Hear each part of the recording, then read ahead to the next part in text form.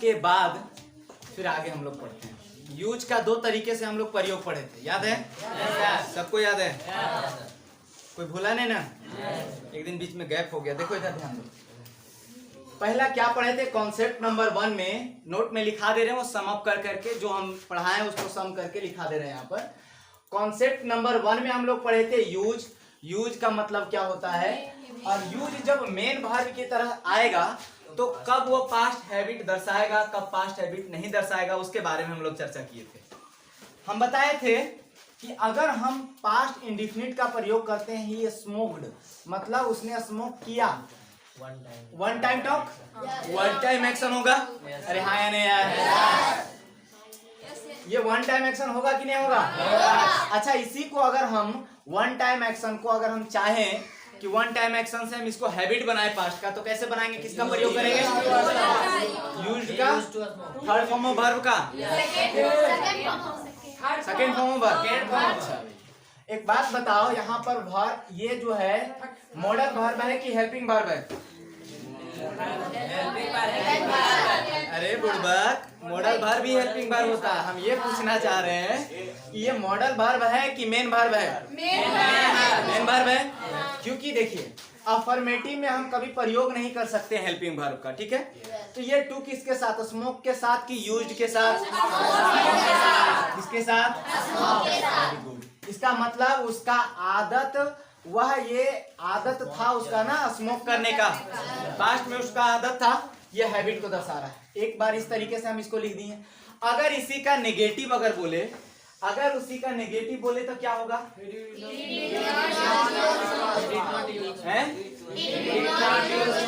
did not use to smoke। Did का प्रयोग करेंगे और ये जो सेकेंड फॉर्म ऑफ वर्ब है वो फर्स्ट फॉर्म में बदल जाएगा।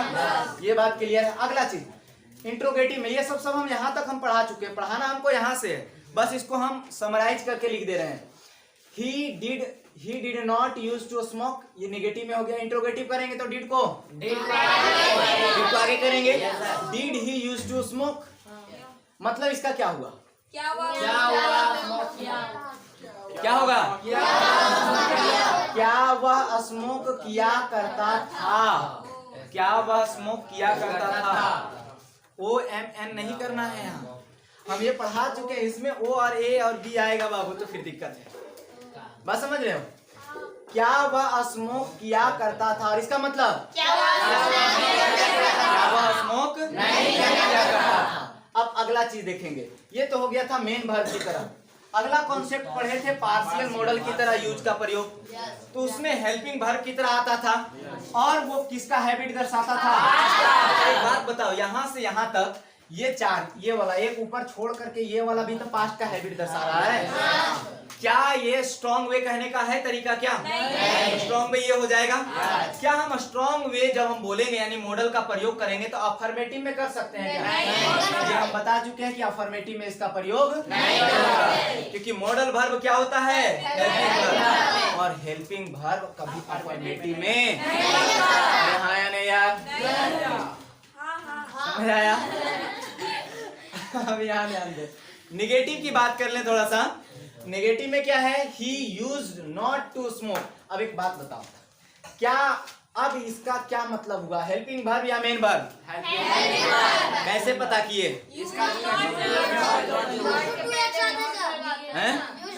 कैसे पता चला? हमको तो टू और स्मोक एक साथ लग रहा है।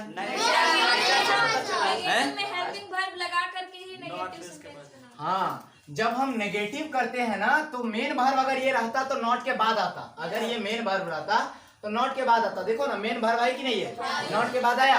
ये मेन वर्ब है, नॉट के बाद आया। ये मेन वर्ब देखो कहाँ पर यूज है, नॉट के बाद आया, है ना? यहाँ जानी कहने का मतलब मेन वर्ब होगा तो नॉट के बाद आएगा, और हेल्पिंग वर्ब होगा तो नॉट के। और ये नॉट के पहले आया, ये इसका मतलब क्या हो गया? ये वेरी गुड। अब इंट्रोगेटिव में बनाए तो यूज्ड को कहाँ ले जाना पड़ेगा? सबसे पहले ले जाना पड़ेगा कि नहीं? तो यूज्ड ही टू स्मोक, ये इसका क्या मतलब हुआ? हिंदी क्या वह स्मोक किया करता था? और इसका मतलब भी वही हुआ। क्या वह स्मोक किया करता था? कितने तरीके से? अफर्मेटिव वाला कितना तरीका से? एक ही तरीका, और ये वाला तरीका। अफर्मेटिव में हैबिट दर्शाना हो तो एक ही तरीका और वो वाला तरीका होता है। अब इंट्रोगेटिव नेगेटिव एक देख लेते हैं, लिख दिए तो।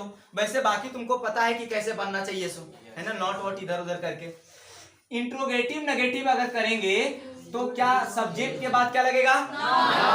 और उसके बाद मेरा क्या लगेगा? टू लगेगा, लगेगा। एक बात बताओ कि ये टू किसके साथ है? समझ गए कि नहीं? बात समझ आया? इसका हिंदी बता दो।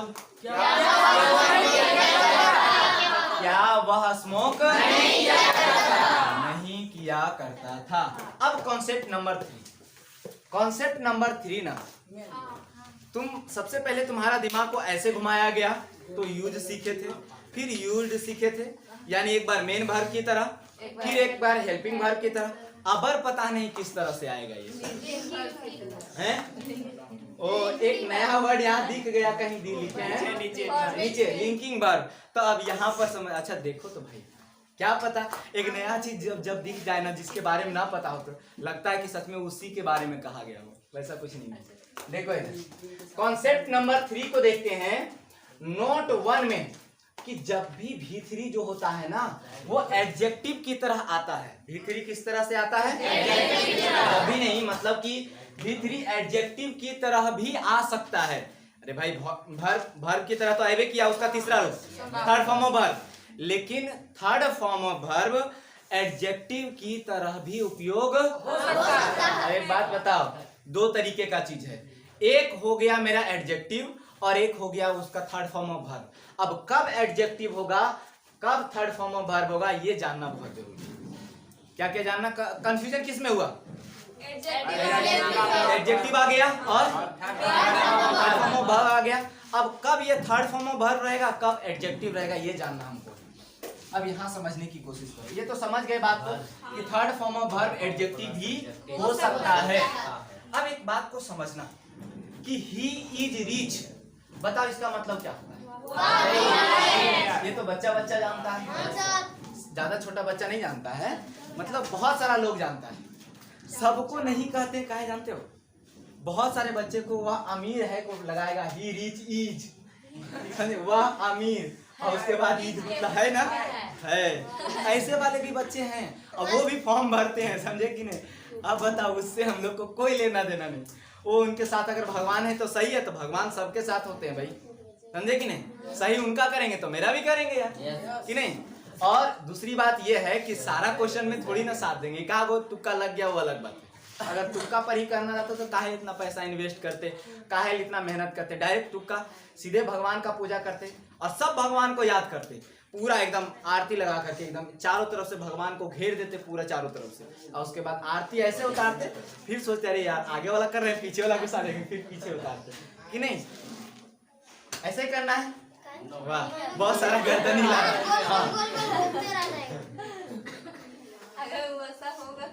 हाँ ऐसा होगा तब सबका गर्दन निकाल करके यहाँ रख लेंगे। देखो इधर ध्यान दो, third form of verb adjective की तरह प्रयोग होगा ना यार? यानी इसका प्रयोग एडजेक्टिव की तरह भी किया जाता है। अब आगे समझिए, ही इज रिच, बताओ कि रिच कौन है? रिच कौन है?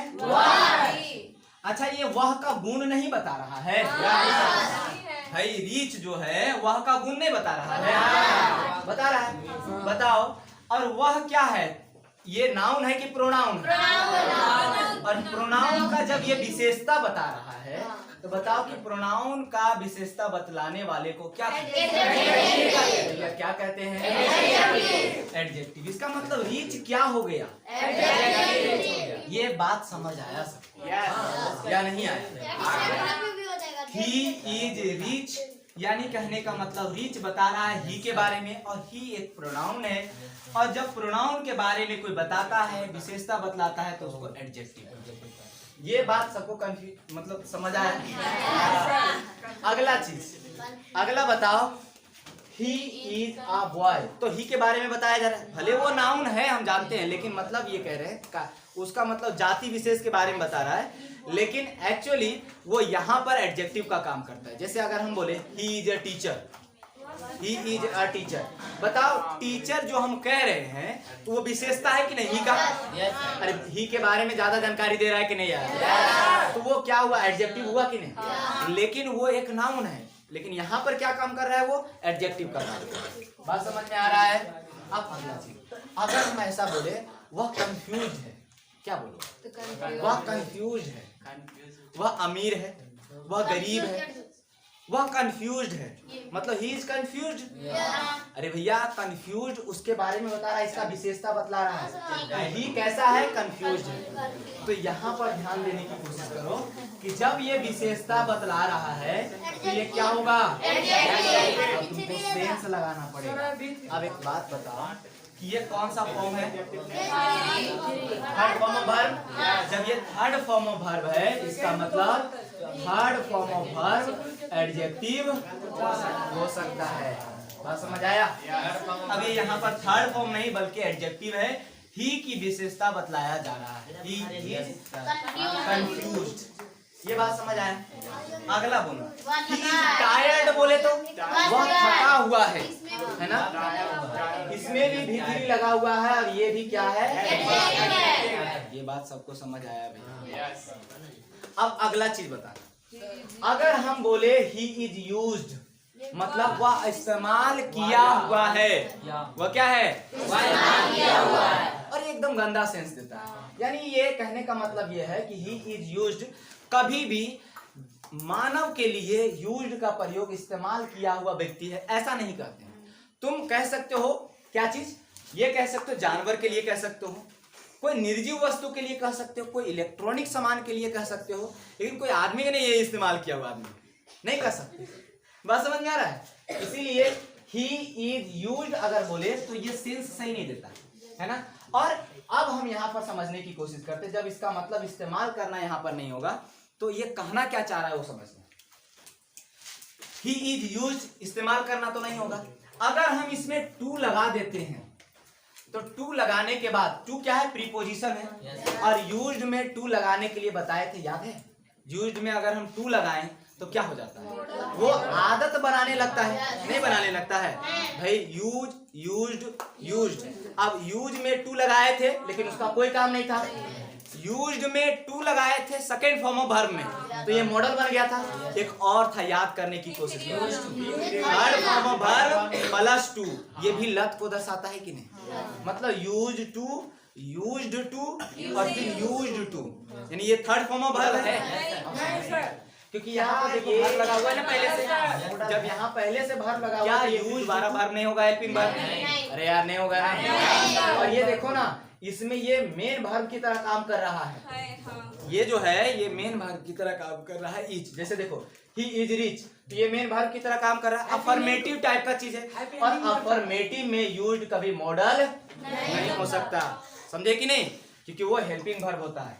अब एक बात समझने की कोशिश करना कि जब ही इज यूज्ड मॉडल भी नहीं है और ना ही यूज टू है, यानी डी नहीं लगा हुआ है, यूज टू भी नहीं लगा है, तो इसका मतलब ये क्या है, ये है थर्ड फॉर्म ऑफ वर्ब।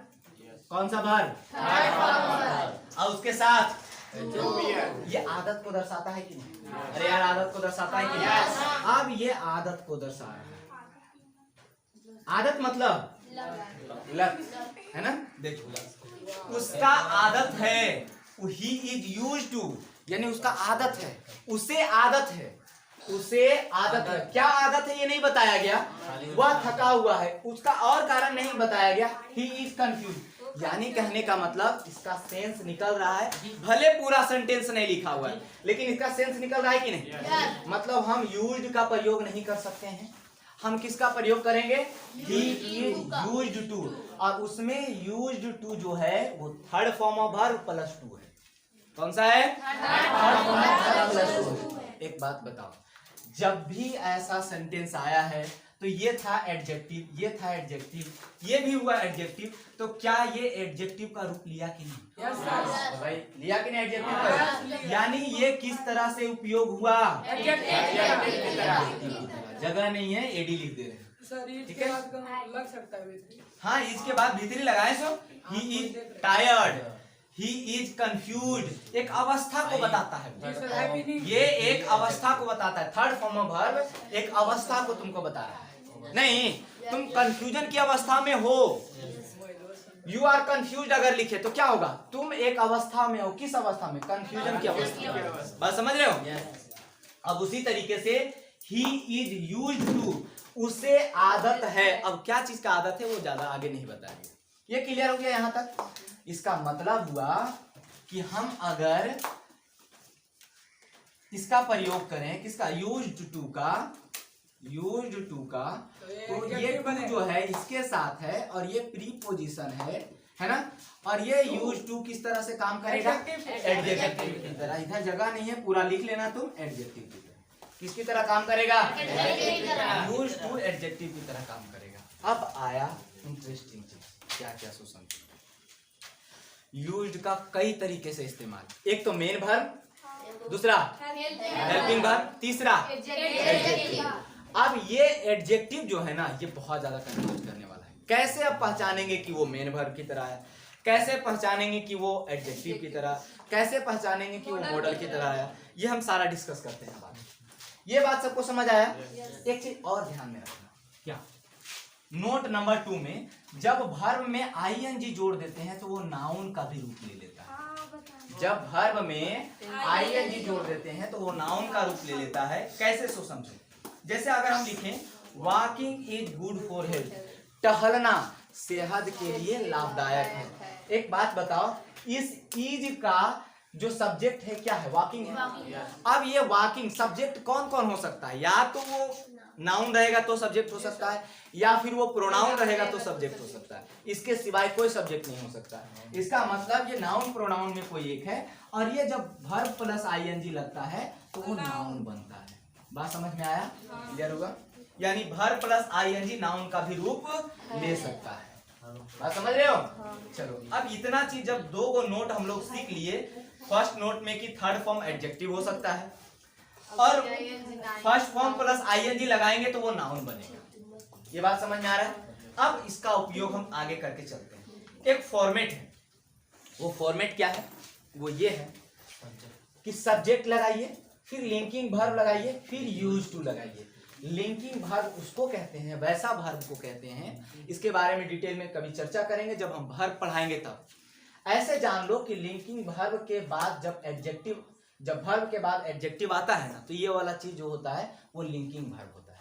अरे भाई बात समझ आ रहा है। यानी अगर कहीं वर्ब के बाद एडजेक्टिव की रूप में आया यूज टू या कोई भी चीज, तो ये जो होता है वो कौन सा वर्ब होता है, लिंकिंग वर्ब होता है। ये बात समझ आ रहा है।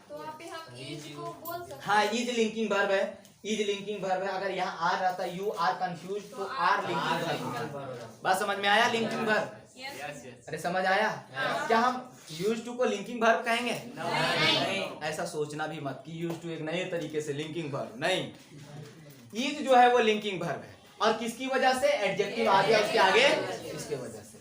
आगे यहाँ पर थोड़ा सा जगह छोड़ना, यहाँ पर हम कुछ लिखाएंगे। देखो अब इसको बनाने की कोशिश करो। वहाँ पे he used to smoke, ऊपर में affirmative sentence में वहाँ पे लिंकिंग वर्ब कौन होगा? He used to smoke, ये वाला। एक बात बताओ कि ये used जो है एडजेक्टिव है, पहले हम बताएंगे अभी यहाँ डिटेल में। इधर ये एडजेक्टिव नहीं है, ये कौन सा, मेन वर्ब है ना ये। अब मेन वर्ब में लिंकिंग वर्ब नहीं आता, जब तक एडजेक्टिव नहीं आएगा तो हम लिंकिंग वर्ब कहेंगे नहीं। अभी एडजेक्टिव के बारे में इधर चर्चा करने वाले हैं। मेन वर्ब, लिंकिंग वर्ब कब आता है, जब लिंकिंग वर्ब के बाद एडजेक्टिव आता है, तब जो भी वर्ब रहता है उसके बाद एडजेक्टिव आए पहले ही।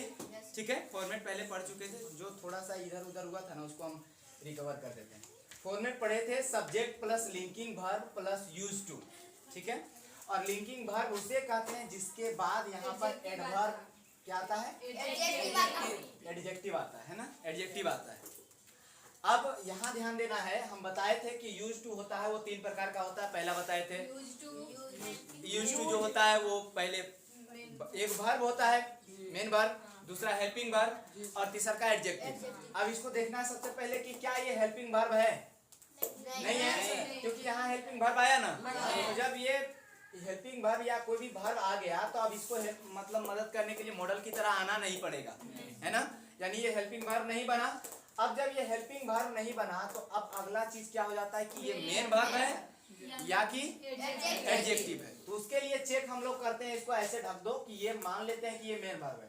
एडजेक्टिव है कि नहीं वैसे नहीं डिसाइड करना, हम देखेंगे पहले कि मेन वर्ब है कि नहीं। अगर ये मेन वर्ब है तो यूज्ड का मतलब इस्तेमाल करना है ना। ही इज यूज्ड और ही एक मनुष्य है और मनुष्य के लिए इस्तेमाल करना वर्ड सही नहीं रहता है, उसका उपयोग किया गया, ऐसा चीज होता है ना, उसका उपयोग किया गया। और आदमी का उपयोग नहीं बल्कि जानवर का उपयोग कर सकते हैं। आदमी को छोड़ करके बाकी सब चीज का हम उपयोग कर सकते हैं कि हम इसका उपयोग कर लें। बात समझ में आया। जैसे मान लिया जाए कोई इलेक्ट्रॉनिक सामान है, हम उसका उपयोग किया गया, यानी ये जो इलेक्ट्रॉनिक सामान है इसका उपयोग किया जा चुका है। बात को समझे। जैसे ये पेन है, एकदम उपयोग कर लेते, पूरा हम उपयोग कर लेते, इसको क्या कहते हैं, ये पेन उपयोग किया हुआ पेन है ना। बात समझ में आ गया। यानी ह्यूमन बीइंग के साथ कभी भी यूज का मतलब इस्तेमाल करना नहीं होगा। तो अगर ये इस्तेमाल करना नहीं होगा तो इसका मतलब यूज नहीं लगेगा भाई, इसका आदत होना चाहिए। और आदत के लिए यूज टू दोनों आएगा है ना। अब आदत के लिए यूज टू दोनों आएगा तो ये क्या दर्शाएगा, ही इज यूज्ड टू, उसे आदत है, डू दिस वर्क, करने का यह काम। अब जब इसका मतलब ये हुआ कि ये ना तो मेन वर्ब है और ना ही हेल्पिंग वर्ब है तो ये क्या हो जाएगा, एडजेक्टिव की तरह आएगा। और ये हम बता चुके हैं, he is poor, he is rich, ऐसे करके हम बताए थे, उसमें बताए थे। रिच क्या है उसमें, एडजेक्टिव है। उसी तरीके से ही इज यूज्ड जो होगा वो एडजेक्टिव हो जाएगा। अब जब ये एडजेक्टिव है तो एडजेक्टिव के बाद जो लगेगा ना वो नाउन लगेगा। और नोट नंबर 2 में हम लिखा चुके हैं, क्या लिखाए हैं कि डू के जगह पर डूइंग अगर कर देते हैं यानी वर्ब में आईएनजी लगा देते हैं तो वो नाउन बन जाता है। इसीलिए हम लोग एडजेक्टिव के बाद यहाँ नाउन के लिए आईएनजी का प्रयोग करेंगे। क्लियर हो गया, बात समझ आया। ये फॉर्मेट क्या बनेगा, तो अगर सब्जेक्ट है उसके बाद लिंकिंग वर्ब है, यानी एडजेक्टिव के पहले वाला वर्ब, हेल्पिंग वर्ब जो भी वर्ब है उसको लिंकिंग वर्ब कहते हैं। ये लिंकिंग वर्ब है, ये एडजेक्टिव है, तो इसके बाद जो आएगा ना verb, first form of verb नहीं होगा, है ना। यहाँ हमको चाहिए नाउन, और नाउन के लिए फर्स्ट फॉर्म ऑफ वर्ब में आईएनजी जोड़ देंगे। ये क्या बना देगा, बात समझ में आया। लेकिन इसका अर्थ में बदलाव नहीं आएगा, इन्हें कि नाउन बन गया वो अर्थ कुछ और, डू मतलब करना, वैसे डू का मतलब खेलना हो जाएगा, ऐसा कुछ नहीं होगा। बात समझ में आया। अब अगला चीज, सी इज यूज्ड। सबसे पहली बात तो यहाँ पर एक वर्ब आया कि नहीं, तो यानी मॉडल वर्ब की तरह नहीं आएगा ये। जब ये मॉडल वर्ब की तरह नहीं आएगा तो देखते हैं मेन वर्ब की तरह कि नहीं। सी इज यूज्ड, वह इस्तेमाल की हुई है, नहीं कर सकते। तो सी इज यूज्ड टू, यानी उसे आदत है जाने का, वहां उसे आदत है वहां जाने का। तो अगर हम इसको ऐसा करते हैं तो ये एडजेक्टिव बन जाएगा। अरे यार एडजेक्टिव बनेगा कि नहीं बनेगा, ये बात समझ में आ रहा है। तो इसके बाद गो लगेगा कि गोइंग लगेगा, ये टू गो के साथ है कि यूज टू के साथ है, यानी ये टू जो है यूज टू के साथ है। और यहाँ पर गो कटेगा क्योंकि हमको उसके बाद क्या चाहिए, नाउन चाहिए। अब अगला चीज, she should be used, he should be used to do his work. सबसे पहली बात बताओ, क्या ये हेल्पिंग वर्ब होगा, नहीं। मॉडल लगाना, जब यहाँ मॉडल लग गया तो दूसरे मॉडल की आवश्यकता नहीं है। अब जब ये मॉडल नहीं है तो या तो मेन वर्ब या तो फिर क्या ये मेन वर्ब है, नहीं। क्योंकि मेन वर्ब के लिए इसको ऐसे करके चेक करना पड़ेगा, इधर छोड़ दो, टू को हटा दो, मेन वर्ब रहेगा तो टू नहीं रहेगा, नहीं। जब ये टू नहीं रहेगा तो देखो तो सी ही शुड बी यूज्ड, वह उसका इस्तेमाल कर लेना चाहिए। तो वह एक मनुष्य है तो उसका अर्थ ये नहीं आएगा, आदत होगा इसका अर्थ। जब ये आदत होगा तो ही शुड, आदत होने के लिए टू लगाना पड़ेगा। अब ही शुड बी यूज्ड, उसे आदत होनी चाहिए, उसे आदत होना चाहिए क्या चीज का, डू हिज वर्क, अपना काम, अपना जॉब करने का। अब जब ये एडजेक्टिव हो गया, क्या हो गया, एडजेक्टिव, तो इसके बाद क्या लगेगा, नाउन के लिए डू को काट करके तब ना वो नाउन बन जाएगा। हर को नाउन बनाने के लिए आईएनजी लगाना पड़ता है, तो हो जाएगा डूइंग हिज जॉब। अगला ये क्या होगा बताओ, क्या ये मॉडल होगा, मॉडल होगा, वर्ब होगा, यू वी गेट यूज, तुम्हारा इस्तेमाल कर लिया जाएगा, है ना, नहीं। यानी इसका आदत होगा और ये एडजेक्टिव होगा, है ना।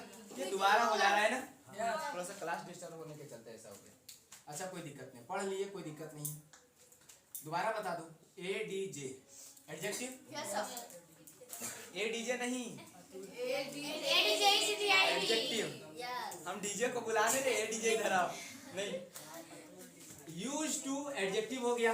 अब इसके बाद क्या लगना चाहिए? ING लगेगा। एडजेक्टिव के बाद नाउन लगता है, ING लगेगा।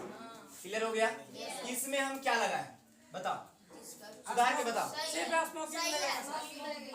सही है, स्मोकिंग लगेगा क्योंकि एक यहाँ मॉडल लगा, मॉडल नहीं है। वर्ब देखते हैं, यू इस्तेमाल नहीं किया जा सकता, तो ये क्या हो जाएगा? इसलिए टू इसके साथ आएगा, इसलिए क्या लगेगा? ING लगा दो। क्लियर हो गया? इसको बता सही या गलत? गो देयर इस्तेमाल हम कर सकते हैं ना कार? आदत हो सकता है कार का? क्या नहीं हो सकता ना। सबसे पहली बात तो ये मॉडल है नहीं, इतना बार हम रट चुके हैं, मॉडल नहीं है। अब ये आदत अगर हम कहते हैं कि इस्तेमाल करना तो ये तो ठीक बैठता है।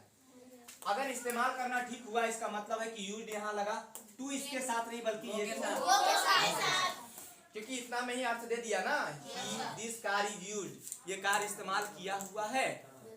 टू किया जाता है ना, दिस कार इज यूज्ड इस्तेमाल किया जाता है क्या चीज के लिए? क्लियर हुआ? अच्छा गोइंग लगा देंगे तो अर्थ क्या आएगा बताओ तो? गोइंग लगा देंगे, अगर हम यहाँ गोइंग लगा दिए, अगर गोइंग लगाए, मान लो गोइंग लगाए, ये सही है, ये वाला तो सही हो गया, लेकिन गोइंग लगाएंगे तो नाउन है कि नहीं? और जब ये नाउन है इसका मतलब ये एडजेक्टिव होगा। जब ये एडजेक्टिव है इसका मतलब ये आदत को दर्शाएगा, और जब ये आदत को दर्शाएगा मतलब यह कार को आदत है वहां जाने की, और ऐसा नहीं होता। बात समझ गए? इसलिए गोइंग नहीं लगेगा यहाँ। अगला, Camels are used to carrying heavy loads. सही है? कैमेल का कैरिंग लगाए हैं, इसका मतलब ये एडजेक्टिव होना चाहिए, और एडजेक्टिव मतलब कि कैमेल का आदत है, कैमेल का आदत है ढोने का, हैवी लोड ढोने का। ये सही हो गया? क्या कैमेल का आदत नहीं हो सकता है? जानवर का आदत हो सकता है, निर्जीव वस्तु का आदत नहीं हो सकता है, सजीव का तो आदत हो सकता है कि नहीं? अब बात रह गया मनुष्य का इस्तेमाल नहीं किया जा सकता, लेकिन बाकी सबको तो इस्तेमाल कर सकते हैं। कैमेल हो गया, हाथी हो गया, घोड़ा हो गया, ये सब चीज का इस्तेमाल कर सकते हैं। इसलिए ये आदत भी दर्शा सकता है और इस्तेमाल भी करना भी दर्शा सकता है। अब इसका मतलब समझो ना, अब यहाँ पर कैरिंग था, अब ये कैरी लग गया। Camel are used to carry, camel का इस्तेमाल किया जाता है। टू कैरी, टू किसके साथ? क्योंकि ये एडजेक्टिव नहीं है। अगर एडजेक्टिव ये रहता तो यहाँ कैरिंग लगता कि नहीं?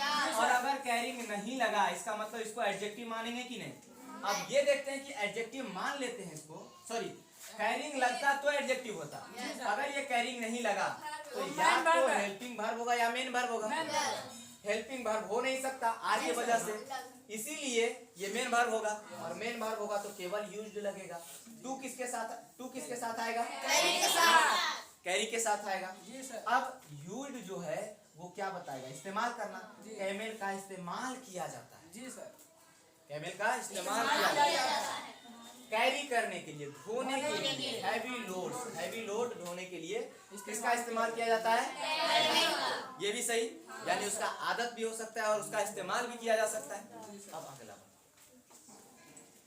इससे कंफ्यूजन इसमें आया था, अब ये और थोड़ा सा main confusion. Camel are used to live without water, camel are used to live, अगर हम लिव लगाए हैं, सुधारना मत, यहाँ एक सुधार के लिखा हुआ, खाली गलत और सही बताना। अगर हम लीव लगाए तो इसका मतलब है कि ये टू इसके साथ आया, क्योंकि ये एडजेक्टिव नहीं बनेगा। अगर एडजेक्टिव रहता तो ING लगता कि नहीं? अब एडजेक्टिव नहीं है ये, इससे पता चल रहा है कि ये एडजेक्टिव नहीं है, तो इसका मतलब ये मेन वर्ब है, और ये हेल्पिंग वर्ब नहीं हो सकता आर के चलते। अब ये जब मेन वर्ब है तो इसका मतलब क्या हो गया कि ये मेन वर्ब तो इस्तेमाल करना, कैमेल का इस्तेमाल किया जाता है। कैमेल का हम लोग उपयोग काहे करते हैं पता है? रखने के लिए, क्या रखने के लिए? पानी के बिना। पानी के बिना रखने के लिए कैमल का इस्तेमाल करते हैं। यानी कैमल को खरीद के लाते हैं ना, काहे ले? ताकि उसको प्यासल रखेंगे। ये गलत है। गलत है कि नहीं? ऐसे इसलिए उपयोग करते हैं क्या? नहीं ना, तो ये गलत हो गया। कैमल का आदत है प्यासा रहना, यानी 6 महीना तक वो रह सकता है, उसका आदत है। हम लोग नहीं कहते कि हाँ उसको रखें, इसलिए काहे कि वो 6 महीना या इतना दिन तक हम उसको प्यासे रखेंगे, इसलिए नहीं रखते हैं। अब यहाँ देखो, इसका मतलब आदत हुआ, क्यों? क्योंकि लिविंग लग गया, और लिविंग का मतलब क्या बताता है? नाउन। और नाउन है तो इसका मतलब ये एडजेक्टिव रहा होगा, है ना? और एडजेक्टिव तो ये नाउन, और जब ये एडजेक्टिव है तो ये हैबिट को दर्शाएगा, आदत को। कैमल को आदत है रहने का, यहाँ रखने का। देखो ना, इस्तेमाल हम लोग कैमल इस्तेमाल किया जाता है रहने के लिए नहीं, वो रह नहीं रहा है, हम लोग रखते हैं। यहाँ पर देखो, कैमल का आदत है रहने का, आदत है रखने के लिए नहीं, यहाँ रहने के लिए, यहाँ रखने के लिए। बात समझ रहे हो? रहने के लिए कैसे? बिना पानी के रहने, उसका आदत है भाई। क्लियर हुआ? बात समझ गए? ये थोड़ा सा रिवीजन कर लेना मॉडल का। अगले दिन अगला मॉडल हम पढ़ाएंगे जिसका एक अलग नाम होगा, वो सस्पेंस में रखा जाए, थ्रिल में रखा जाए, वो थोड़ा सा अगले दिन ही बताया जाएगा। क्लियर हुआ? समझ गए? कल क्लास ऑफ रहेगा।